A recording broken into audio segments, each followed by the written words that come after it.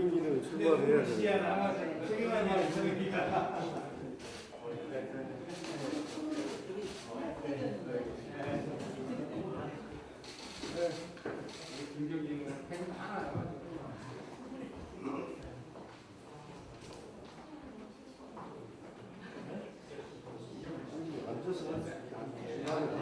날씨가 더워가지고 오늘 시간 걸리고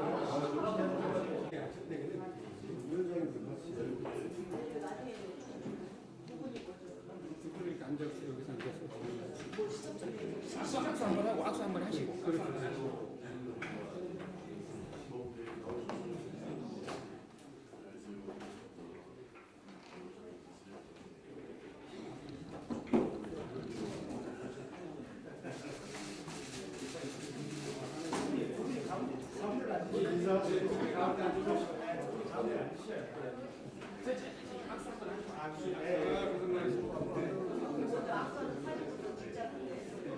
기자들이 많이 올 줄 몰랐는데.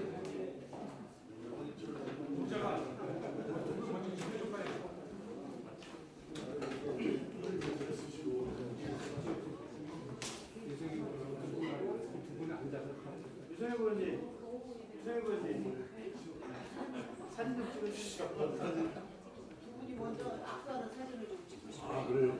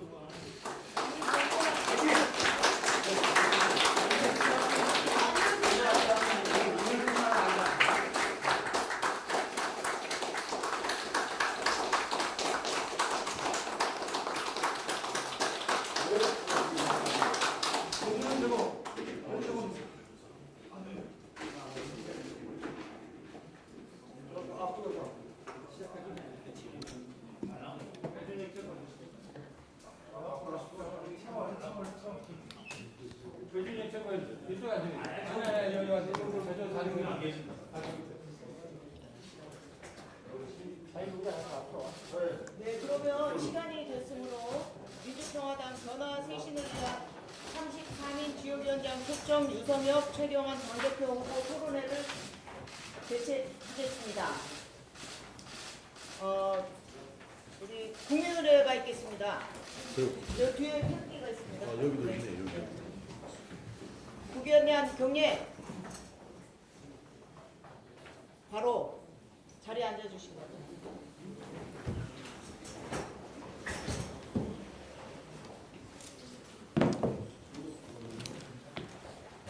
네, 민주평화당 안쪽으로 들어오세요. 전당대회를 앞두고 민주평화당의 변화와 쇄신을 위한 지역 위원장들이 33인이 민주평화당의 변화와 쇄신을 위해서 당대표 후보를 출마하신 우리 유성엽, 최경환 후보님을 모시고 토론회를 마련했습니다.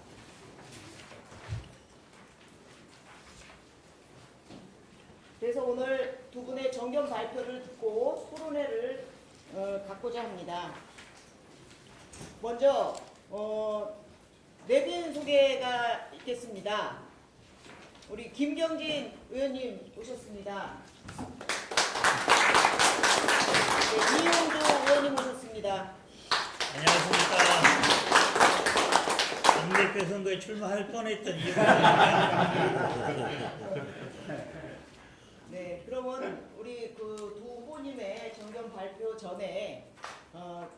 내빈으로 오신 두 분의 축사 및 또 특별한 지지 선언이 있다고 하니까 먼저 들어보도록 하겠습니다. 김경진 의원님 말씀해 주실 거예요. 이게 내빈이 아니고요. 내부자입니다. 내부자. 저희 얼마 전까지 민주평화당 최고위원도 했고 제가 상임 선대위원장도 했고 근데 제가 결국은 한동안 이게 방향을 잡지 못하고 이러다 보니까 이제 지금 이 상황에 와 있는데요. 어쨌든 8월 5일 날 우리 이제 민주평화당 전당대회가 개최가 되고 있습니다. 근데 지금까지 매우 좋지 않았던 상황인데 어쨌든 이 좋지 않은 상황에서 탈피해서 정말 우리 당이 혁신과 번영의 길로 갈 것이냐 아니면 여전히 정치의 늪에 빠져서 허우적될 것이냐 결국은 우리가 그 갈림길에 지금 와 있는 것 같습니다.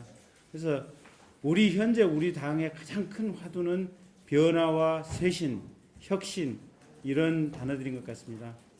그래서 과연 우리 당의 생존 또 변화와 혁신을 위해서 누가 이 위기를 돌파할 리더십을 제대로 발휘할 수 있을 것인가. 저는 감히 이 자리에 계시는 유성혁 선배님 또 최경환 선배님 두 분 중에 한 분이 가장 적임자가 아닐까라는 생각을 해봅니다.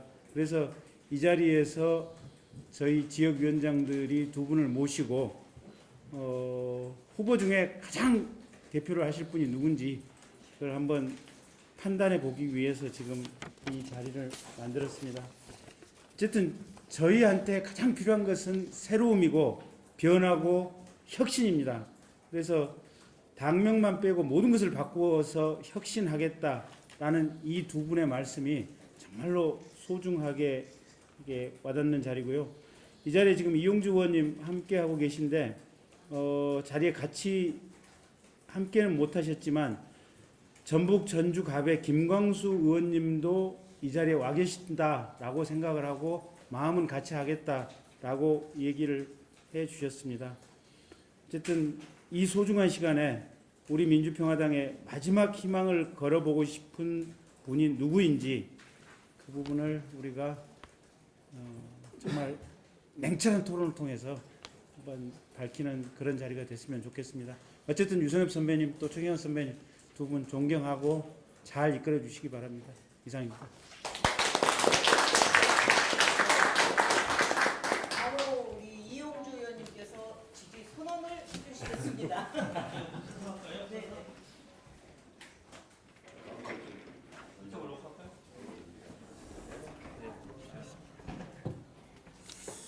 예, 이용주 의원입니다. 아까 모두에도 말했다시피 당대표 선거를 출마할 뻔했던 이용주 의원입니다. 그래서 많은 분들이 저에게 물어봤습니다. 왜 이번에 당대표 선거에 출마하지 않느냐고 물어봤습니다. 예, 그 이유를 몇 가지 설명드림으로써 이번 전당대회에서 민주평화당의 어떠한 분이 당대표가 되어야 되는지에 대해서 제가 말씀을 드리고 싶습니다. 저도 이번 선거에 당대표 하고 싶었습니다. 나오면은 여러분들이 많이 찍어줄 것도 같았습니다. 그래서 그럼에도 불구하고 당대표 출마를 안 한 이유는 나오면 당선될 것 같아서 안 나왔습니다. 그런데 왜 안 나왔느냐? 정말로 당선될 것 같아서 안 나왔습니다. 왜? 많은 부분이 제가 당대표가 되면은 우리 당 지금 어렵지 않습니까?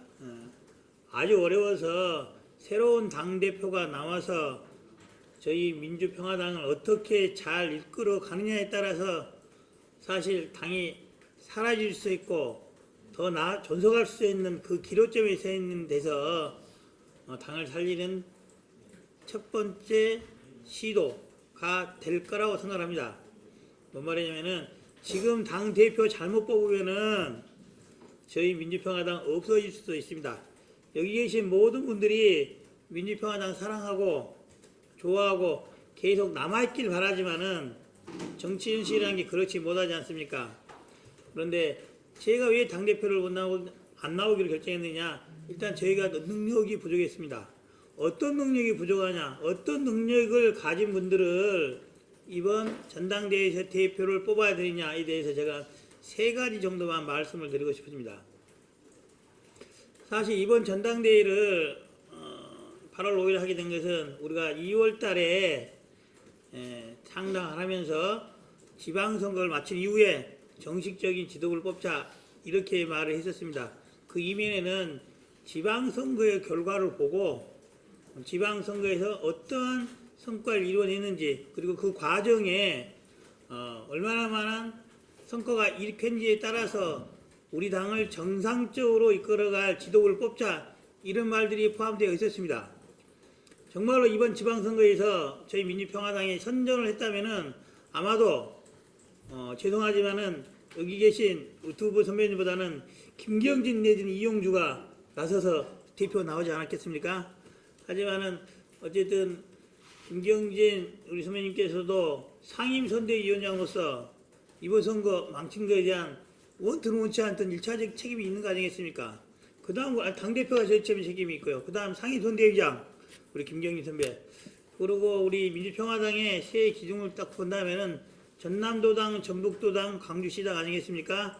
그 중에서 가장 당세가 큰 전남도당 이번 선거 망쳤습니다. 전남도당 위원장인 제가 암만 무슨 말을 한다 하더라도 그 선거의 책임에 대해서 벗어날 수 없는 겁니다. 여러분 당이 존속하기 위해서는 선거에서 이겨야 되는 거 아니겠습니까? 자기가 책임진 선거에서 다 진 사람이 어떻게 이 당을 이끌어서 내후년 총선을 임하겠다 하겠습니까? 그것은 여러분들이 이용주에 나와서 인기 좋다고 찍어준다고 해서 해결될 문제가 아니지 않겠습니까? 그런 차원에서 저는 이번 선거에 대한 책임 있는 사람, 패배에 대한 책임 있는 사람 이번 당대표 선거에 나오면 안 된다고 생각합니다. 만약에 최고위원 정도야 나올 수도 있다고 봅니다. 하지만 제가 최고위원 나올 수 없지 않겠습니까? 그래서 저 마음속으로 이렇게 생각했습니다. 이번 전당대회에서 당대표를 논하려고 한다면은 지방선거에 일정 성과를 낸 사람, 이 사람 나와라. 전라남도에서는 제가 보기로 윤영일 의원, 황주홍 의원, 전북에서는 유성혁 의원, 이 정도만이 그래도 최선은 아니지만 성과는 거뒀다. 그래도 그 정도 선거할 수 있는 능력이면은 이 당 믿고 맡길 수 있지 않냐. 이번 총선, 이 다음 총선 맡길 수 있지 않냐라고 생각을 했습니다. 그래서 이번 지방선거에 대한 책임 있는 사람 나오면 안 된다 생각합니다. 어떤 후보들은 그렇습니다. 자기가 맡고 있는 지역구에서 아무런 후보조차, 기초단체장조차, 과개의원조차, 기초의원조차 한 명도 당선시키지 못한 사람들이 혼자 인기 있다고 당대표가 되어서는 안 된다고 생각합니다. 혼자만의 국회의원 선거한다면 그래도 되겠지만은 당대표로서 전국에 전남, 전북, 광주 우리 유권자가 있는데 찾아다니면서 하기 위해서는 그런 성적 낸 분이 우리가 믿고 따를 수는 없지 않겠습니까? 두 번째 문제가 있습니다. 두 번째 문제. 제가 사실 정치한 지 여기 계신 분들은 저 이용주가 누군지 잘 아시지만은 아직도 모르시는 분들 많이 있습니다. 반대로 제가 여러분들을 많이 잘 알지 못합니다. 여러분들 지금 우리 당이 존속하기 위해서는 무엇이 필요합니까? 저는 스타 의원 이게 중요치 않다고 생각합니다. 중요한 게 아니고 정당이라는 것은 정권을 창출하기 위해서 같은 정당적 목표를 위해서 많은 사람들이 같이 모여야 되는 겁니다. 그런데 불행히도 이번 지방선거 과정에서 보셨겠지만은 저희 당 후보 전남, 전북, 광주 후보를 못 낸 곳이 얼마나 되었습니까? 서울 지역에서 못 냈다는 것, 경기 지역에서 못 낸 부분에 대해서는 우리들이 창당이 끝나고 얼마 되지 않아서 시간이 부족해서 그렇다고 자의를 하였습니다. 정말 그런 것입니까? 그런데 시간이 없어서 그렇겠습니까? 시간을 더 주었으면은 수도권 서울에서 후보 구할 수 있었겠습니까? 심지어 우리가 지역적 기반을 하고 있는 전남, 전북, 광주에서조차도 후보를 못 냈고 광역자치단체장 후보도 후보를 하겠다고 하다가 포기한 사람까지 생겼습니다.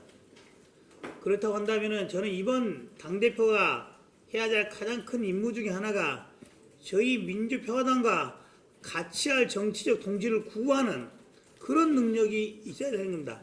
소위 인재 영입을 해서 민주평화당과 함께 하겠다는 능력 있어야 되는 겁니다.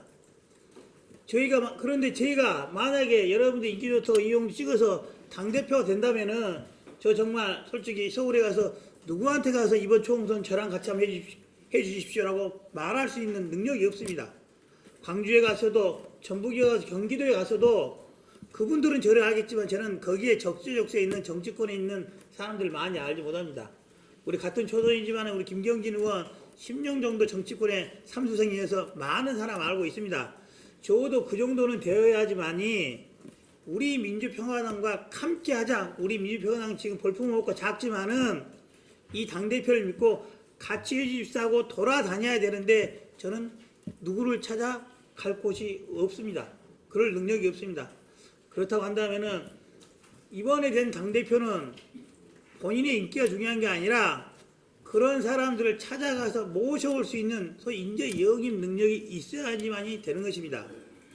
저는 그 점에 있어서 우리 유석엽 의원님 기초단체장 그리고 삼성으로서 오랫동안 정치 활동을 했기 때문에 그런 능력 충분히 있다고 봅니다. 그리고 최경환 선배님 우리 DJ 비서관부터 해서 오랫동안 정치 활동을 해왔기 때문에 어떠한 사람들이 어느 지역에 어떠한 사람들이 정치 활동하고 있는지 다 알고 있습니다. 그분들을 찾아가서 말할 수 있는 능력 두 분 갖추다고 봅니다. 또 이분 말고도 이번 당대표 후보로 나오신 여러분들이 있습니다. 그 중에 유력한 분들도 있습니다. 하지만 이것을 명심해야 될 겁니다. 여러분 이번 선거 때 당대표 그리고 인재 영입위원장으로서 여러분들이 많은 분들이 활동했지 않습니까? 성공했습니까?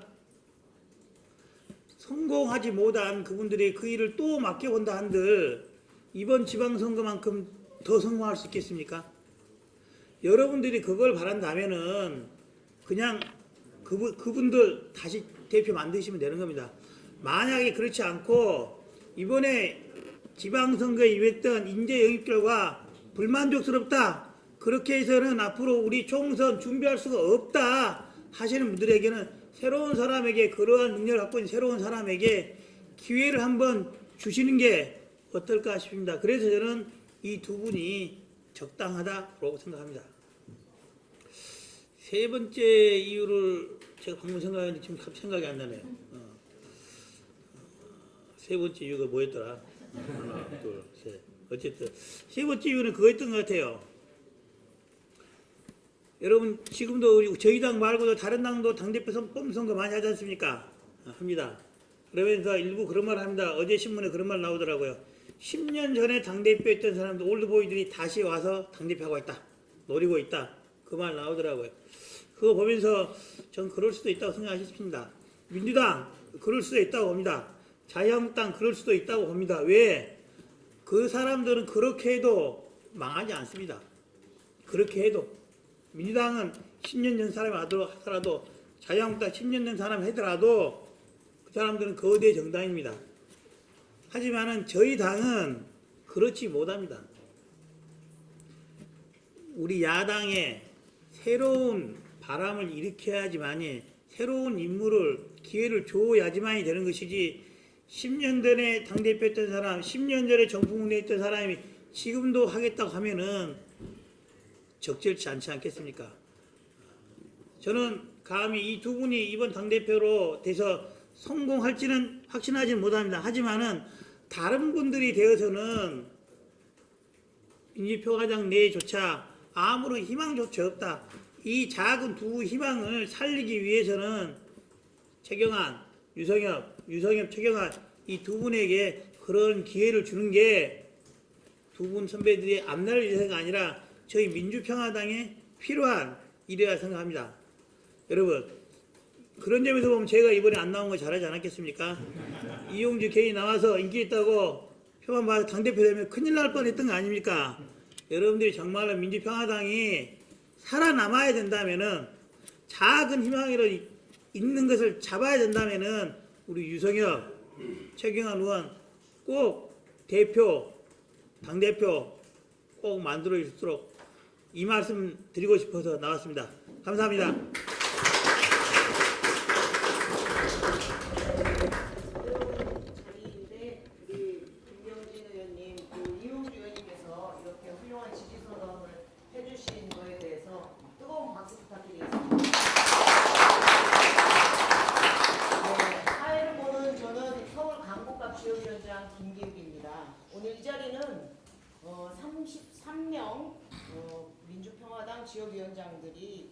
통일돼서 만든 자리입니다. 민주평화당에서 그 누구보다도 변화 쇄신을 희망하는 우리 지역위원장들인데요. 그 중에서 33인입니다. 이 33인은 우리 국민의당 시절부터 오늘에 이르기까지 33명 국민의당에서 우리 민주평화당으로 온 지역위원장들, 원외위원장들이 33명이었습니다. 근데 오늘 또 이렇게 33명이 민주평화당의 변화와 쇄신을 희망하고 함께 했습니다. 그 위원장님들 이름을 좀 간략하게 여기서 발표하고요. 오늘 그 참석하지는 못했지만 같이 함께 하기로 뜻을 모은 위원장들입니다. 이름만 부르고 혹시 기자분들 필요하시면 그 명단을 드리겠습니다. 서울의 강동호, 김철, 김기호, 김성호, 김윤호, 김재모, 서경선, 장성배, 조용금, 조영기, 한웅, 한인수, 홍성덕, 황인철 위원장님. 강원도의 김영철, 양재왕, 이차국 위원장님. 충남 김동석 위원장님. 부산의 신호동 위원장님. 인천의 김성호, 장근호 위원장님. 광주의 김명진 위원장님. 경기의 김훈, 김병훈, 김상택, 김재두, 김정기, 김진원, 박대준, 구자연, 정성수, 지준호, 한욱 위원장님 이상 33인 위원장님이 함께 했습니다. 그리고 이 자리에 우리 여러 가지 이유로 동참은 못했지만 마음 함께하고 있는 우리 배준현 부산시당위원장님 함께해 주셨고요. 그 다음에 지금 우리 전국 여성위원장으로 이미 당선되신 양미환 위원장님 함께해 주셨습니다. 네, 고맙습니다. 시간을 절약하기 위해서 우리 포토타임 한번 가실까요? 끝났습니다. 그러면 네. 그러면은 시작하고 이따 끝 마무리에 할까요? 예. 그러면 우리 위원장님들, 양무양 위원장님, 배준호 위원장님까지 다 나오셔서 앞에 좀 함께 해주시기 바랍니다. 앉아있어서 네, 뭐 이렇게. 앉으세요. 예, 내부는 앉으시고. 그래야 위원장님들 잠깐 좀 나오세요. 양무양 위원장. 예, 그래. 예. 최고위원이라서 최고위원으로 저쪽으로도 좀 이렇게 하시고.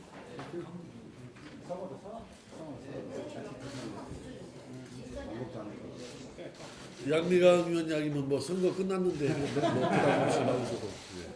자, 우리 민주평화당 파이팅 한번 하겠습니다. 민주평화당 파이팅!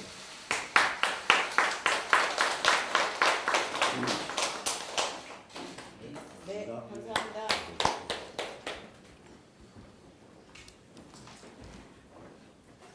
그러면 먼저 그 두 분의 정견 발표를 듣도록 하겠습니다. 번호 순서대로 하겠습니다. 1번 최경환 후보님부터 먼저 해주시기 바랍니다. 뭐 추첨 안 오고. 네네.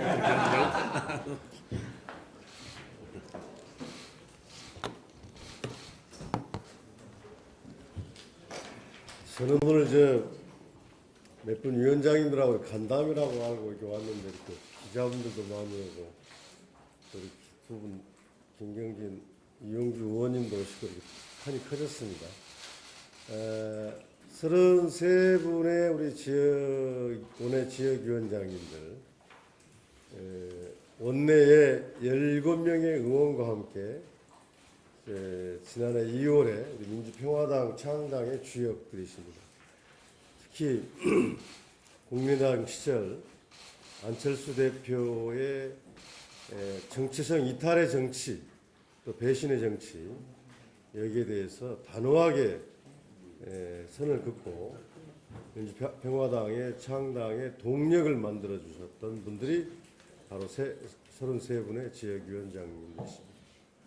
그리고 아시는 것처럼 또 김경진, 이용주 의원님은 우리 당의 가장 최고의 인기 스타 의원님들이시고요. 저는 이번에 당 대표에 나와서 한 20일 동안 전북, 전남, 광주, 부산, 서울 여러 지역을 쭉 돌아다니면서 당원들을 만나고 여러분들을 만나보았습니다. 저는 재미있었습니다. 어떤 우리 당원들이 초선인 제가 이렇게 과감히 도전하고 당의 변화와 혁신, 쇄신 이걸 이야기하는 거에 대해서 아주 큰 관심을 가진 것 같습니다. 말씀을 해주셨고요. 그래서 가장 큰 변화는 저의 출마 선언이 아니었나 생각을 합니다. 저는 제가 출마 선언하기 전까지 한 20일 동안 지방선 끝나고 정말 큰 고민을 했습니다. 지금도 마찬가지인데요. 제가 여러 번 말씀드리지만 우리 당 한식에 죽을지 청명에 죽을지 모르는 그런 절체절명의 위기 상황입니다. 우리 제 김경진 의원이 우리 북갑 광주 북갑 지역위원장이시고 제가 북을 지역위원장인데 광주에서는 김경진 의원은 살아날 거야 이런 이야기가 있어요. 또 거기다가 미안하니까 김경진 최경환은 다음에도 재선을 할 거야 이런 이야기 하는데 저는 천만의 말씀이라고 생각합니다. 이 판세와 이 정세로 나가면은 저희 당 2020년 4월 15일 선거 21대 총선에서 중진은 물론 아무리 저희가 인기 있다고 하더라도 열심히 한다 하더라도 초선 의원들 저는 한 분도 얘기를 없으리라고 생각합니다. 아주 가혹하게 저는 생각했습니다. 그렇습니다. 당의 존립도 어렵고 의원들이 재선의 가능성도 희박해지는 이런 상황인데 정말 우리도 살고 당도 살고 해야 되지 않느냐 하는 그런 결심에서 제가 비록 초선 의원이지만 결심을 했다는 거고요. 한 20일 동안 돌아다니면서 그 가능성, 그 변화의 흐름에 대해서 많은 분들이 동의해 주시고 참여해 주시고 또 성원을 보내주신 것 보고 더 열심히 해야겠다 하는 생각을 했습니다. 저는 지금 앞으로 우리 한국 정치가 크게 요동을 칠 것 같습니다. 이제 문재인 대통령의 시간은 거의 이제 끝나가는 것 같습니다. 새로운 시간들이 벌어지는데 더불어민주당 집권 여당 내부에서도 균열과 파열음이 시작될 거고 지금 그 전당대회를 보니까 또 우리가 싸워오고 또 우려하고 있는 패권화의 길로 갈 가능성이 높아지고 있습니다. 한국당은 지리멸렬하면서도 자기의 그 극우 반복 대결주의 노선을 이탈할 가능성은 거의 없어 보입니다. 바른미래당 역시 3당으로서 중도정당을 표방했지만 거의 내부의 어떤 동력도 만들어내지 못하고 그 당 역시 존립의 문제 위기에 있는 것 같습니다. 우리가 민주평화당이 비록 소수 정당이지만 역할이 더 커지는 상황인데요. 그래서 최근에 청와대에서도 그런 위기의식이 반영돼서 우리에게 협치내각 참여를 요청하지 않았나 이런 생각합니다. 그런 점에서 우리가 가장 중요한 것은 전당대회에서 우리가 똘똘 뭉쳐 있어야 되는 거예요. 화합과 단결을 보여줘야 된다는 겁니다. 이 17명 현역 의원 또 여러 원내외에 계신 분들이 누구 한 사람이라도 이렇게 빠져나가거나 다른 생각을 한다면 당은 금방 흔들릴 겁니다. 그래서 이번 전당대회가 경쟁을 하지만 단결하고 화합하는 전당대회가 돼야 된다 이런 생각을 합니다. 노선 투쟁이나 이런 부분은 과감히 해야겠죠. 저는 세 개의 축으로 당이 운영돼야 된다고 항상 말하고 있습니다. 첫째는 이번만큼은 저나 우리 당 17명 의원 중에서 12명이 초선 의원들입니다. 여기 김경진 의원님이나 이용주 의원님이나 이런 초선 의원들, 신진들, 또 원외 인사들 이런 분들이 당을 맡아서 변화와 쇄신을 이끌어가고 두 번째로는 장병환 의원이나 황주홍 의원이나 원내 경험이 있는 분들이 다 원내와 국회를 맡아나가는 우리 소수정당은 원내 정당이 아주 중요합니다. 국회에서 예산과 법률을 담당하기 때문에 이번에 노회찬 의원님의 이런 일로 교섭단체가 상실된 것은 큰 타격인데요. 그것도 빨리 회복해야 될 문제라고 생각합니다. 그렇게 해서 원내를 강화하고 세 번째 축이 저는 중요하다고 봅니다. 그나마 바른정당, 바른미래당이 저렇게 6%, 7% 지지율을 얻는 것은 뭐니 해도 안철수와 유승민이라고 하는 대선 후보가 있기 때문입니다. 우리 당은 누굽니까? 현재 우리 당의 주도 세력들은 그래도 박지원, 천정배, 정동영이라고 생각합니다. 이 세 분이 우리 당의 대표 주자이고 대중들도 그렇게 인식을 하고 있습니다. 그래서 저는 당은 그렇게 젊은 사람들한테 맡기고 특히 정동영, 천정배 의원 두 분은 정말 민주평화당의 이름으로 2022년 4년 남았습니다. 국민 속에 들어가서 대권 플랜, 대권 프로그램을 지금부터 시작하는 그렇게 해서 또 다른 분도 할 수 있습니다. 여기 계신 김경진 의원, 이용주 의원님도 도전할 수 있다고 생각합니다. 이렇게 대권 후보를 조기에 과시하는 이 세 개의 축으로 우리 당이 움직인다면 당원들이 또 국민들이 우리 당을 골목 상대하지 않겠느냐 이렇게 생각합니다. 그래서 그리고 이 자리에서 특별히 말씀드리고 싶은 게 지금 우리 당이 한 5개월 창당한 지 5개월 됐는데요. 저는 청와대에서부터 또 김대중 대통령 모시고 여러 가지 정당 안팎 생활을 좀 여러 차례 했었는데요. 우리 당은 지금 당이 아닙니다. 이게 당은 사무적, 행정적, 실무적 체계도 아무것도 안 돼 있습니다. 엉망입니다. 당원들은 최고위원회에서 당 대표가 무슨 말을 하는지 아무런 연락도 받지 못하고 소통이 안 되고 있습니다. 완전히 뜯어고치고 당무를 안정화시켜야 됩니다. 지금 이런 시스템으로 안 됩니다. 그리고 초기에 우리가 99명의 지역위원장이 있는데 우리가 솔직해져야 된다고 생각합니다.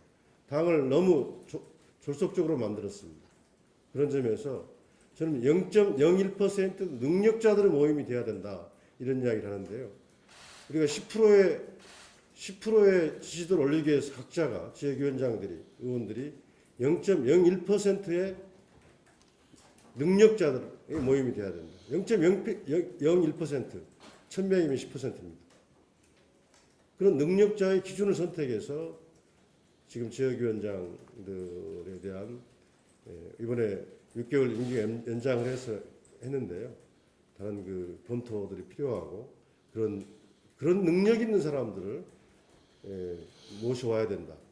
호남 제일 싫어하는 말이 호남당이란 말, 호남 지역당이란 말. 호남을 대변하는 정당을 하는 역할을 주지만 그 말은 듣지 마라. 지역당 소리 듣지 마라. 이겁니다. 우리는 전국 정당으로 나가지 않으면 지지율도 안 오르고 아무것도 할 수 없습니다. 그중에서 가장 중요한 게 수도권입니다. 전략적입니다. 그런 점에서 정말 0.01%의 능력자들로 당을 재건하는 다시 해나가는 노력이 필요하다. 이런 생각이 들고 특히 저는 원외위원장님들이 저는 당의 기조위원회, 홍보위원회, 또 조직위원회 이런 데 과감히 참여해서 일을 해야 되고 특히 정책적 역량이 높아져야겠습니다. 지금 정책위원회 가동이 안 되고 있습니다. 각 원외위원장님들이 정책조정위원회 5개 분과별로 나눠져 있는데요. 거기에 참여해서 정책 역량을 키우는 무엇보다 중요한 것은 2020년 4월 15일 날 총선에 출마할 능력 혹은 출마할 능력 있는 사람을 영입할 능력. 제가 능력자라는 게 그겁니다. 0.01% 능력자라는 게 그런 겁니다. 더불어민주당, 한국당 후보들과 싸워서 이길 수 있는 능력, 싸울 능력 이런 부분들을 우리가 갖춰내는 게 중요하다. 626일 남았습니다. 2년이 아닙니다. 1년 10개월도 안 남았습니다. 오늘 저는 카운팅을 하고 있습니다. 디데이 아워가 626일밖에 안 남았습니다. 하루하루 시간이 급합니다. 그런 능력자들이 우리 당을 다시 재건하는 노력을 해야 된다 생각을 하고 저는 무엇보다도 바로 당을 맡게 되면 제가 그 지역을 돌아다니면서 가장 많이 느꼈던 거 청년들의 호응들이었습니다. 초선이 당대표 도전한다. 청년들이 환호했습니다. 지역에 여러 이 김병훈 청년위원장 서진희 씨도 있지만 순천에 목포에 또 여러 지역에 계신 청년들이 환호를 보내줬습니다. 지지를 해주셨습니다. 이분들의 목소리 당에 반영돼야 됩니다. 그래서 저는 청년회의 같은 여러 제안들이 나오던데요. 청년들의 목소리가 반영될 수 있도록 정기적인 정례적인 청년회의를 별도로 구성해서 당을 좀 젊은 모습들을 좀 보여줘야겠다 하는 생각을 하고 있습니다. 그런 점에서 여러분들이 지금 변화와 쇄신의 모임인데 그 부분에서 제가 앞장서 보겠다 이런 말씀을 드리면서 많은 분들이 유성엽 의원이 저보다 나이가 많고 형님으로 알고 계시는데 사실 제가 1, 2년 전 형님이라는 걸 여기서 알았습니다. 그래서 연배가 같습니다. 유성엽 의원은 저하고 삼선 의원이지만 저도 정동영 의원님이 항상 삼선 같은 초선이라 그래요. 제가 이렇게 했더니 최 의원 앞으로 사선 같은 초선이라고 하라고 그러던데요. 아무튼 유성엽 의원님 좋은 파트너, 젊은 파트너가 되리라고 생각하고 제가 잘 초선으로 삼선 의원님 잘 모시겠다는 말씀드립니다. 저는 여기까지 말씀드리겠습니다. 고맙습니다. 변화와 쇄신에 앞장서 주시겠다고 말씀해 주신 우리 기호 1번 최경환 의원님께 다시 한번 박수 부탁드립니다.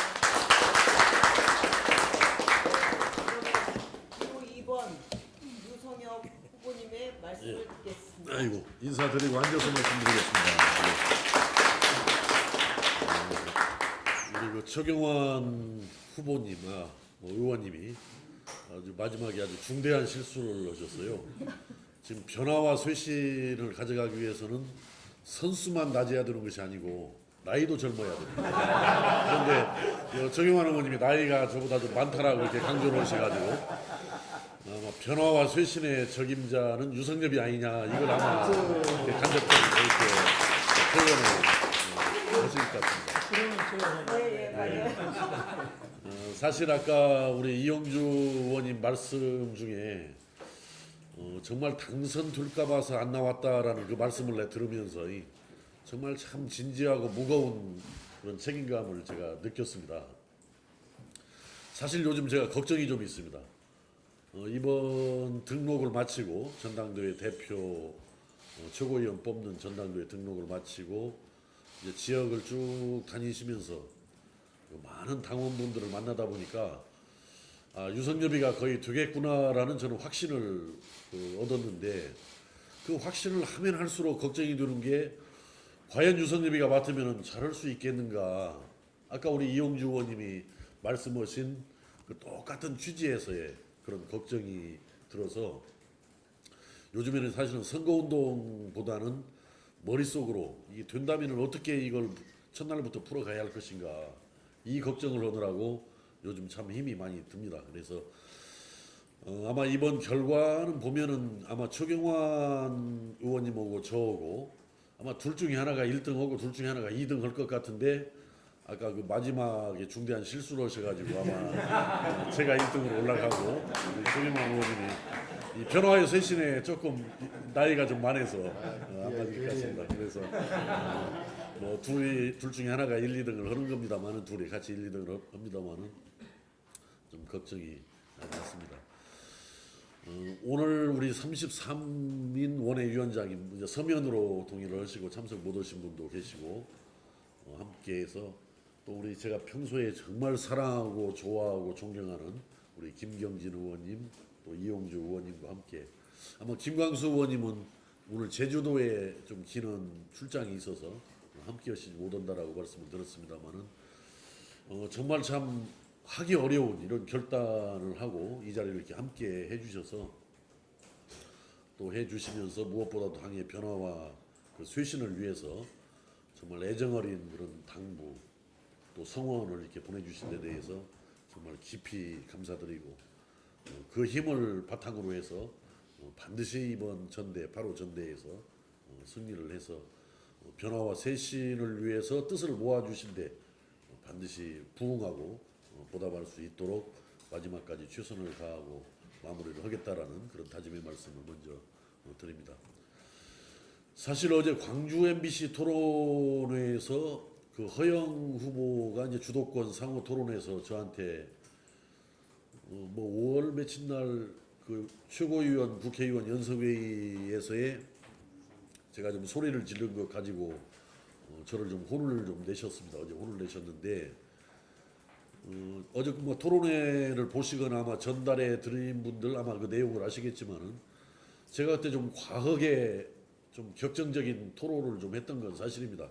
뭐 심지어 해서는 안 될 이야기지만은 탈당까지 하겠다 이렇게 가면은 이제 이렇게 좀 격정적인 그런 불만과 저항의 뜻을 보였습니다만은 그게 이제 그랬었습니다. 지난 그 6.13 지방선거를 앞두고 전라북도 여성 비례대표 의원을 정하는데 그 서류 제출, 공천 서류 신청 시한까지 관련 서류를 내지 않아서 심사 대상에서 배제된 분이 있었습니다. 도당에서도 몇 차례 회의를 거듭하면서 이분을 심사 대상에다 구제를 해서 넣어야 되느냐 말아야 되느냐 가지고 몇 차례 회의를 통해서 표결까지 했지만은 부결된 분이 있었습니다. 그분을 도당에서 뺏어 올려가지고 중앙당에서 조배숙 대표와 정동영 후보께서 전략공천을 밀실에서 전격 결정을 해버렸어요. 그래서 원래 서류를 잘 내지 않아서 도당에서 심사 대상도 못 들어갔던 분을 끌어올려가지고 전략공천 한 걸 제가 듣고 아주 격분을 했던 겁니다. 이거 즉각 취소하지 않고 만약에 이대로 밀고 가면은 나 탈당이라도 하겠다.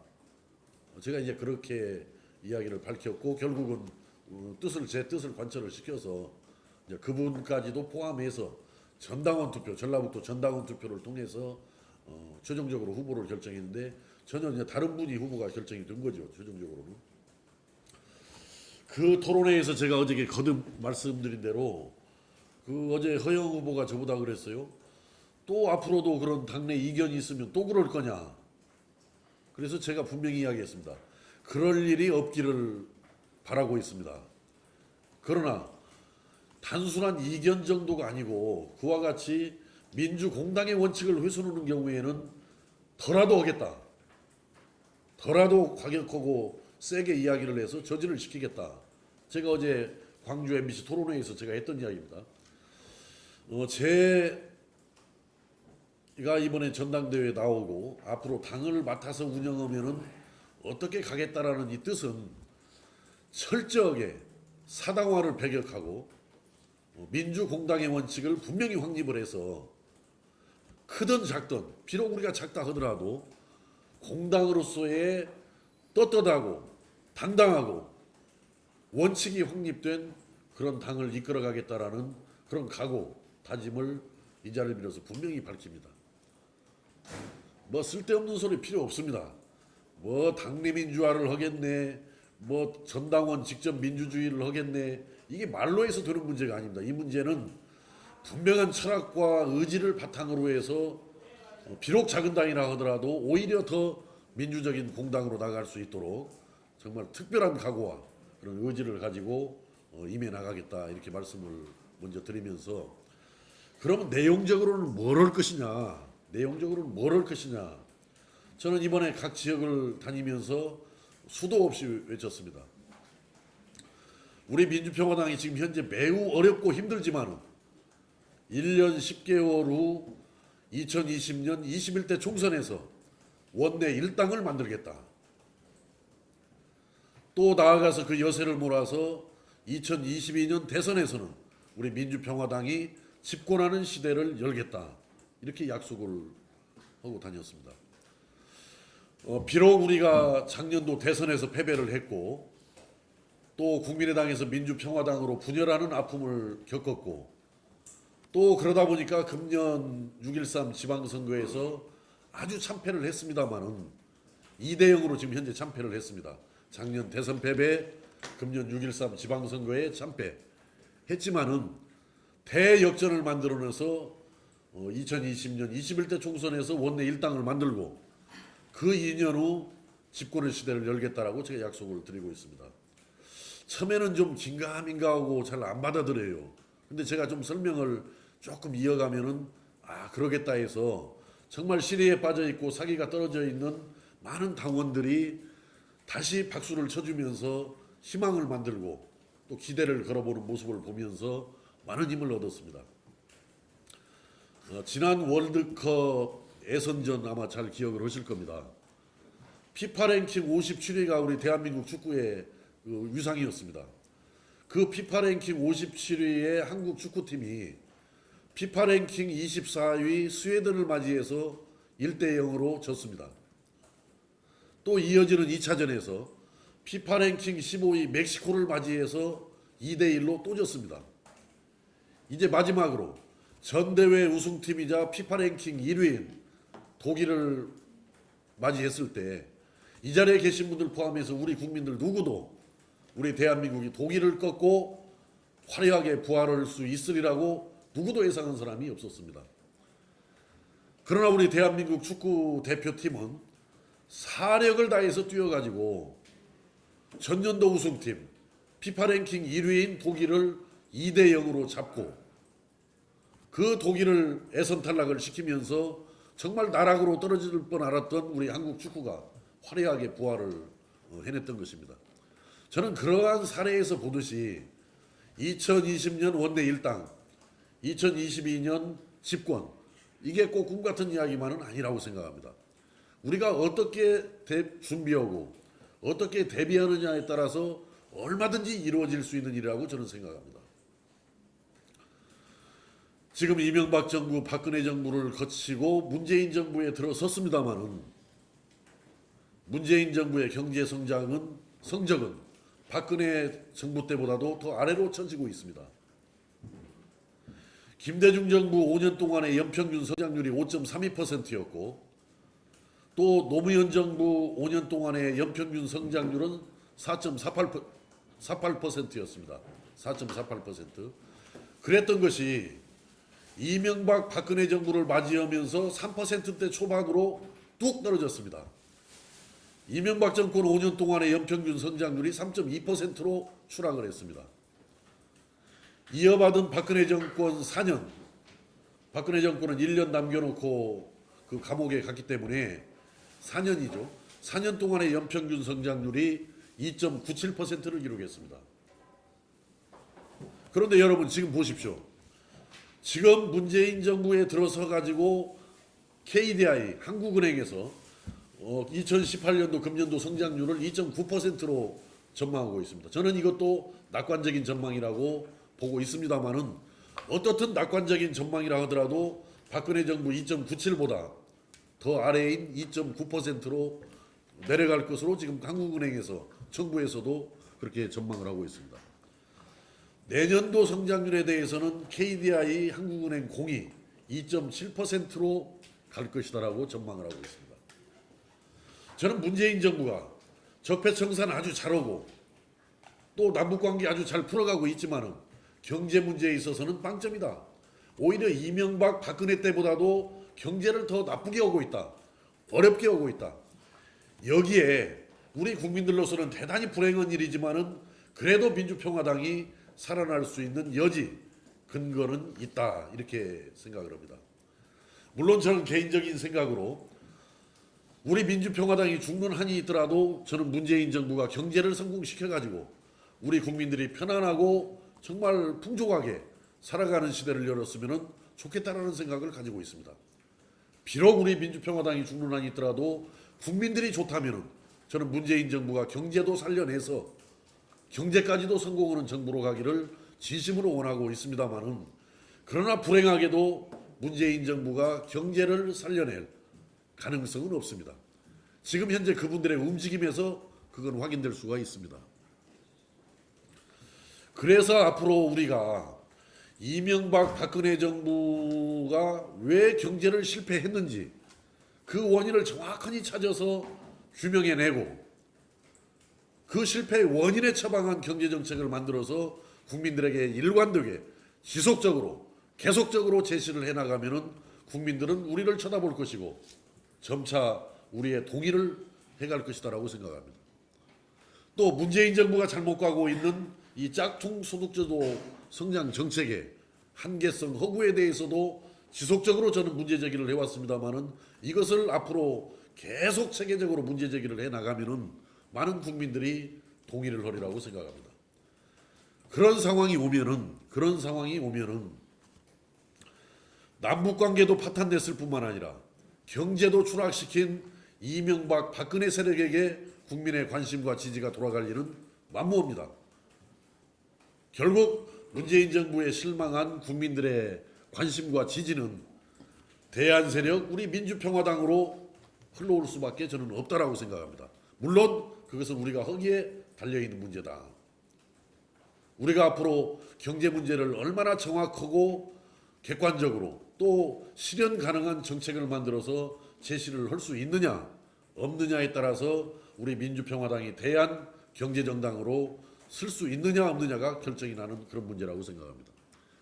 그래서 제가 엊그제 목포 지구당에 가서 좀 인선을 좀 했습니다. 제가 목포 지구당에 가서 제가 당대표가 되면은 우리 박지원 전 대표님은 대외협력조정특별위원장을 맡겨서 우리 민주평화당이 각 정당들과 교섭하고 대화해 나가고 조정해내는 역할을 맡으면 좋겠다. 정동영 의장님은 한반도 평화특별위원장을 맡아서 그 남북관계와 비핵화 문제 또 한반도의 앞으로 평화를 위해서 정말 역할을 해주시는 역할을 맡으면 좋겠다. 또 우리 전정배 대표님은 정치개혁, 정치발전특별위원회의 위원장을 맡아서 지지부진한 분권형 개헌, 또 선거제도 개혁 이 문제를 전정배 특별위원장님이 맡아서 끌고 가주시면 좋겠다. 당대표인 저는 경제해결사 TF의 팀장을 내가 겸임을 해가지고 이명박 박근혜 정부 문재인 정부의 경제정책 실패의 원인을 정확하게 밝히고 규명해서 그 원인에 처방하는 경제정책을 가지고 국민들한테 다가가는 역할을 하겠습니다. 이렇게 제가 선언을 했습니다. 좀 너무 아직 당원분들 동의를 다 안 받고 인사를 해서 좀 죄송하긴 합니다만은 그렇게 가는 데 대해서 뭐 반론을 제기할 분은 아마 없으리라고 이렇게 생각을 하기 때문에 뭐 거기에 대해서 박수로 한번 동의를 해주시면 그래서 박지원 대협력조정특별위원장, 정동영 한반도평화특별위원장, 천정배 정치개혁 정치발전특별위원회 위원장 이렇게 3두 체제로 가면은 비록 우리 당이 아무리 작아도 그 분야에서 단연 앞서갈 수 있는 역할을 할 수 있다. 그분들이 다 일당백을 할 수 있는 분들이기 때문에 그래서 저는 거듭해서 우리가 정말 현재 어렵고 힘든 이런 상황이지만은 1년 10개월 후에 우리가 틀림없이 원내 일당이 돼서 이 자리에 계신 원내위원장님들 다 들어올 겁니다. 그 당시는. 다 그때 이미 국회에 일당이 만들어지려면은 다 들어오셔야 일당이 만들어지기 때문에 원내 일당을 만들어서 이 자리에 계시는 33인은 물론이고 혹시라도 저를 반대하는 원내위원장님들까지 다 당선을 시켜서 앞으로는 또 저한테 좋은 생각을 갖도록 제가 만들어 나갈 계획이고 정말 그 2022년에는 우리 민주평화당이 중심이 되는 민주평화당 집권의 시대를 열어야겠다. 이것은 호남 출신으로 처음으로 정권을 잡았던 김대중 전 대통령님께서 2018년 집권을 시작한 이래 이제 20년 세월이 흘렀습니다. 이제 호남 정권도 다시 한번 우리가 생각해야 될 때가 왔다. 호남 정권 재탄생을 미리 또 준비해야 할 필요도 있다. 물론 이제 지역적으로 앞으로 충청도에서도 대통령이 나와야 되고 또 수도권에서도 나와야 됩니다만은 호남 정권 재탄생의 준비도 되는 것인 만큼 이번 민주평화당 전당대회에서 저 유성엽과 이 최경환이가 아마 나란히 들어가면은 누가 아까 1, 2등 할지는 모르겠다라고 했습니다만은 아마 서로 호흡을 잘 맞춰가지고 정말 우리가 원하는 바에 민주평화당으로 복원을 시킬 수 있다. 우뚝 설 수 있다. 이것을 확신하면서 이 자리에 계신 우리 많은 우리 국회의원님들 또 원외위원장님들은 물론이고 또 함께하지 못하시는 우리 9만여 우리 민주평화당 당원 여러분들의 많은 성원과 협조를 간곡하게 요청하고 요청을 드립니다. 감사합니다. 민주평화당의 변화와 쇄신뿐만 아니라 원내 일당, 그다음에 집권의 메시지까지 주신 우리 두 후보님께 뜨거운 박수 부탁드립니다.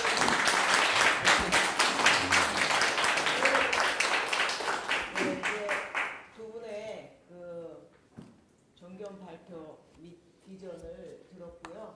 이제 우리 여기에 참석하신 원외위원장님, 그다음에 당원들께서 이제 질의응답 시간을 갖고자 합니다. 네, 그래서 손 들고 자기 소개도 해주시고 또 질의해 주시면 우리 후보님들께서 잘 답변해 주시리라고 생각합니다. 무조건 지지가 아니고 이렇게 질의응답을 통해서 이거 큰일 났네. 무조건 지지를 해주면 참 좋겠는데. 들어보고요. 네, 우리 예. 그러면 이제 그 질의응답은 비공개로 하겠습니다. 우리 언론인